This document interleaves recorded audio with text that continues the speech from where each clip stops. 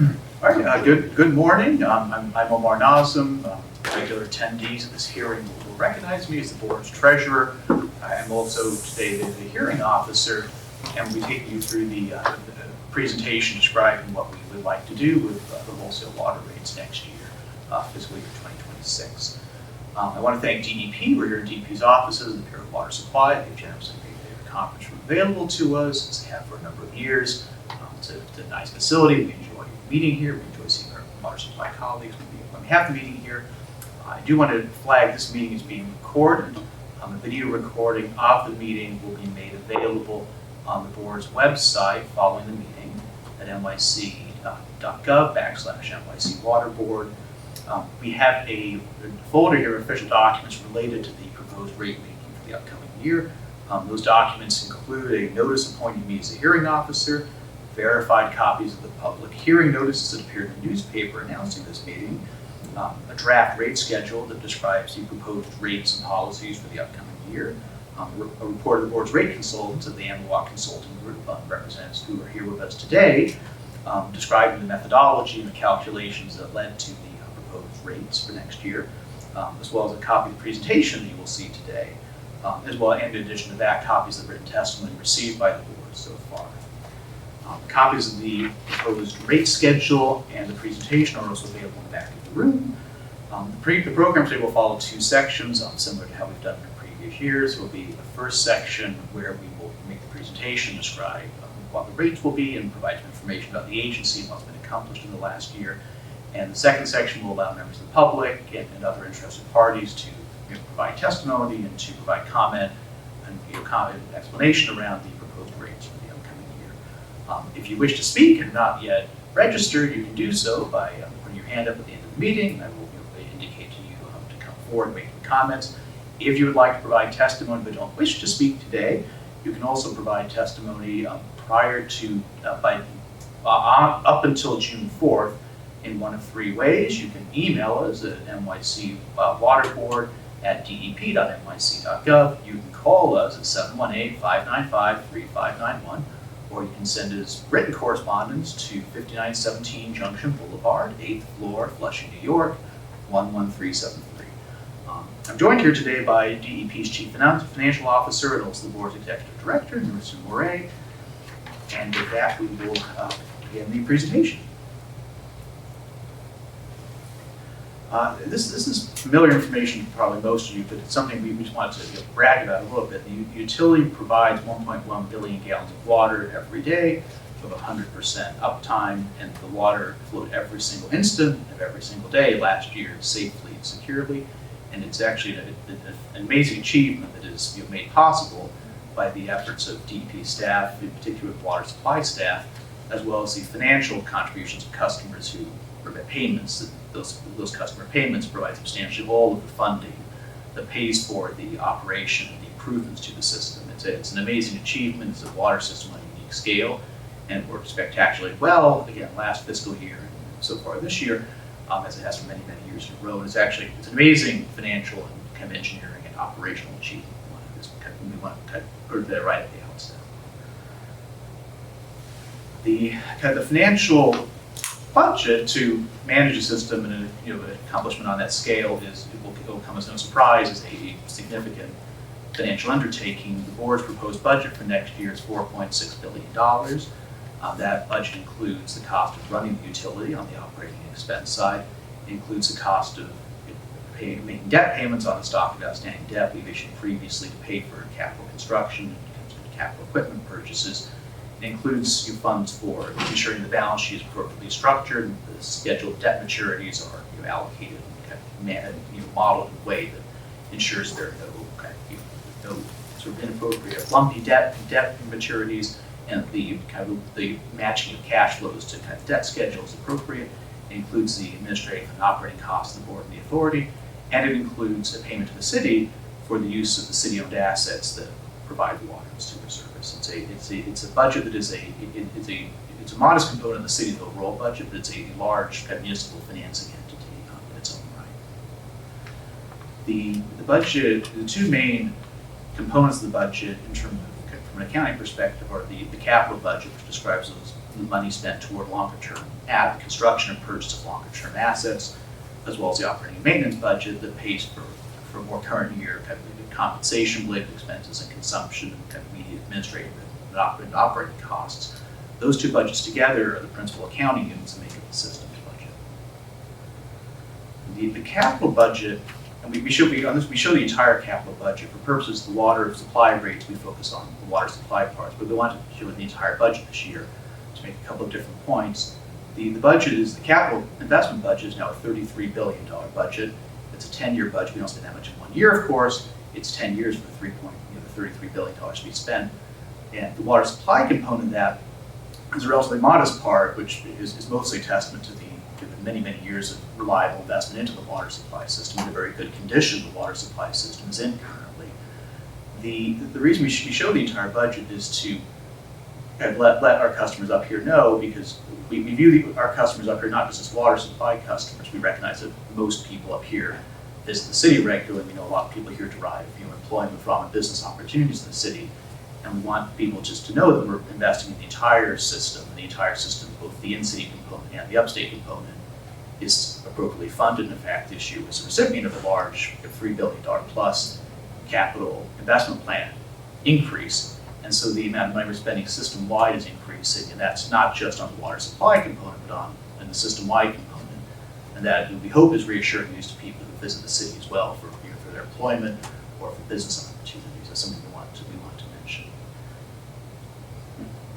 Now, the interesting thing we have on the capital budget side is we pay for most of our capital work using cash. We pay for all of our capital work using cash, but most of that cash is obtained by selling bonds in the bond market, and that's standard rate-making policy that aligns the cost of an asset with the longevity of the asset, and spreads the cost of what can often be very, very expensive assets over a long period of time, but allows successive generations of customers who benefit from the asset to pay their fair share. And it's a good way of doing it, and it's an attractive way of doing it, because the city of New York can borrow at very competitive interest rates compared to many borrowers. But it does subject us to a level of, it subjects us to market fluctuations in interest rates and borrowing costs, which is something we have relatively little control over.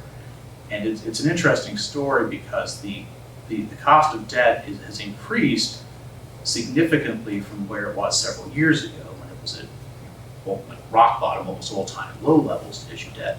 It's increased significantly from then, but it's not in our perspective still. It has therefore increased the system's cost, but it hasn't particularly reached worsening levels. And people who remember this chart from previous years will remember when rates were significantly higher than that. So although rates have increased more, and the cost of debt is therefore higher, and that's a contributing factor to our budget overall, and the higher rate increases we're requesting, the rates still remain manageable. And on the next chart, the system's credit rating remains very, very strong. We are one of the highest rated municipal issuers in the country.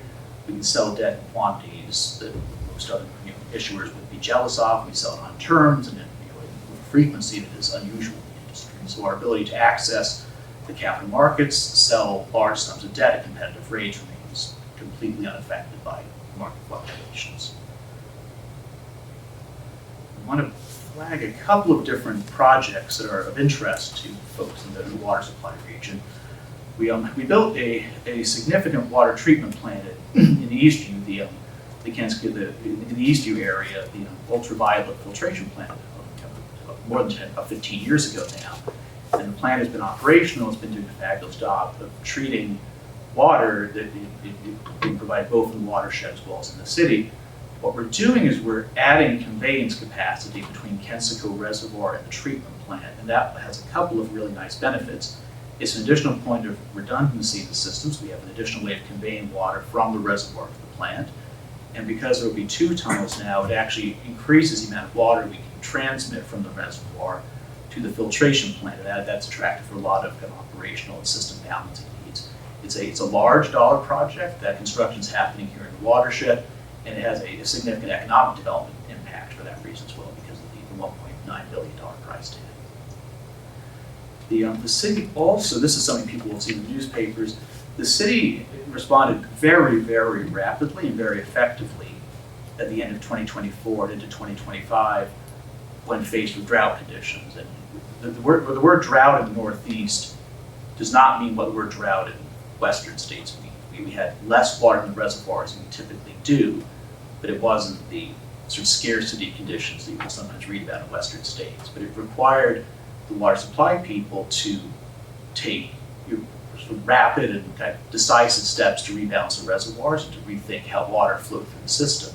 And it was done very, very quickly, and it was done very, very effectively. And it was a very, very nice example of the city responding effectively and quickly to something that could have been a source of concern, and it was managed very, very effectively. So it's something they want to brag about and take credit for, because it was an unusual configuration with water levels and precipitation that it involved some of the lowest reservoir levels we've seen in 20 years. And this water supply upstate, or water supply here in the watershed region and to the city was completely unaffected during that. Moving on to the topic of how do we, a little more detail on the financial side of how we actually accomplish all of that. So when we set rates for the water supply costs that go into the wholesale rates, or the subject of today's hearing, we just look at the components of the city involved in providing water. So the in-city water distribution costs and the wastewater treatment costs in the city are not part of this. We look just at the cost of supplying water to our customers, whether in-city or upstate, and then we allocate those costs over the portion of the water supplied just to our wholesale customers outside of the city. And this slide, the $907 million here, is the part of the system's overall budget that relates to water supply, whether it's the operation and maintenance portion of water supply, or the part of the balance sheet related debt service costs that relate to water supply. So this is what it costs to provide water to the system in total, whether in city or upstate. And one thing we want to highlight there are two things I want to highlight. One is a lot of these costs, more than half, are fairly inflexible fixed costs. So the debt service costs are contractual payments on debt we've previously issued that we have to pay, where we sold the debt to build and purchase assets that are now in service for the most part. So it's payments to spread over time the cost of previous achievements, which ratepayers benefit from today. The other piece of this is the property tax payments. So the city is a very large asset owner outside of the city, and we pay a significant amount of property taxes approaching $170 million on those assets. And in many communities, the city is one of the largest taxpayers and an important part of the municipal financial profile of a lot of these communities. And that's sort of, we view that in a way of being kind of a good community partner and being part of the paying our share of what it costs to run a municipality where we own property. But it also means we have somewhat of the discretion over these parts of the budget because they are relatively fixed.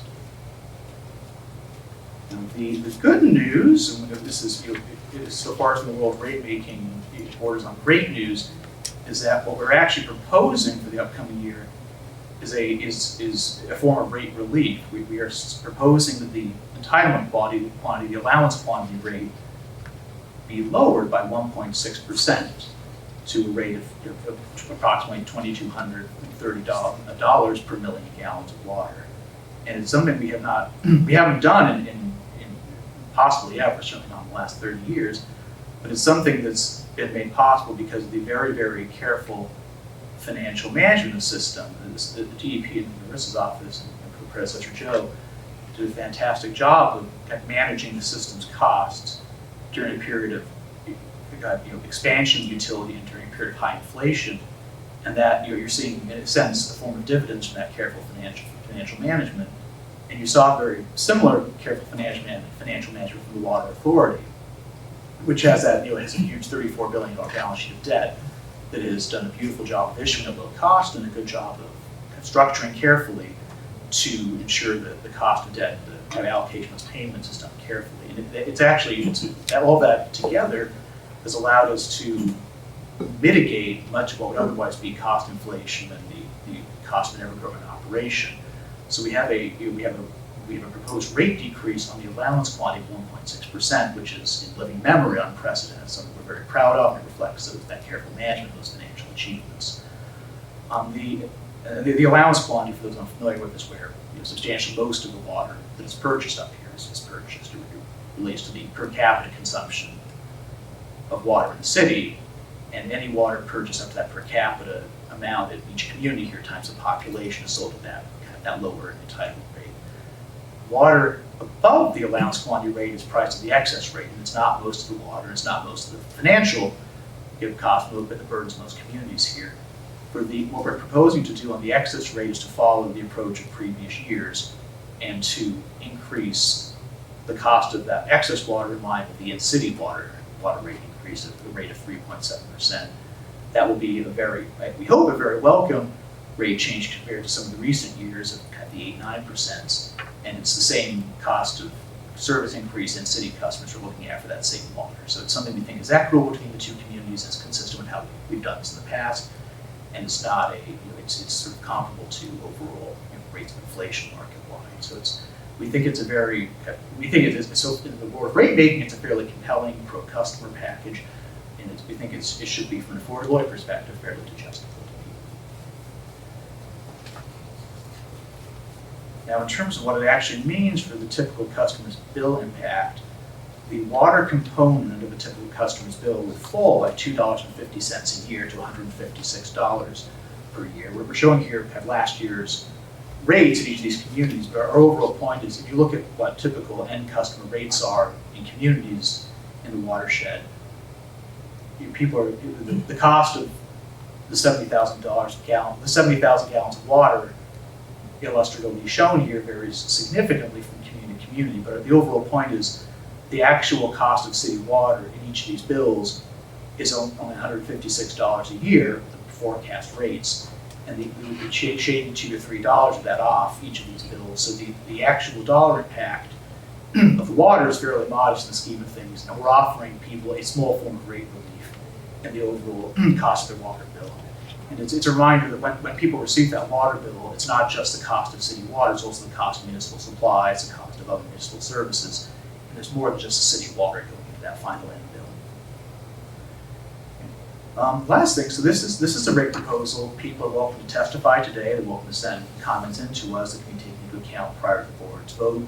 The board is meeting in the city on June 6th to hear both the in-city rate proposal and to review the wholesale rate proposal, and to then vote on the budget, the $4.6 billion budget and the rates, and then based on the result of the vote to have those rates take effect on July 1st.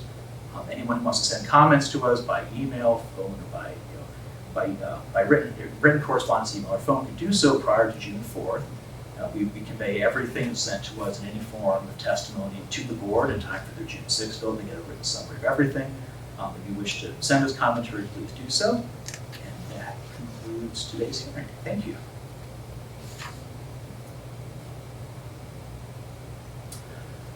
Is there anyone who wishes to testify today? We have one registered speaker. Is there anyone else? We have Edward Marcus from the Amwalk Consulting Group. Do you want to? Can you speak from there? Sure. Can you catch him in the camera? Mm-hmm.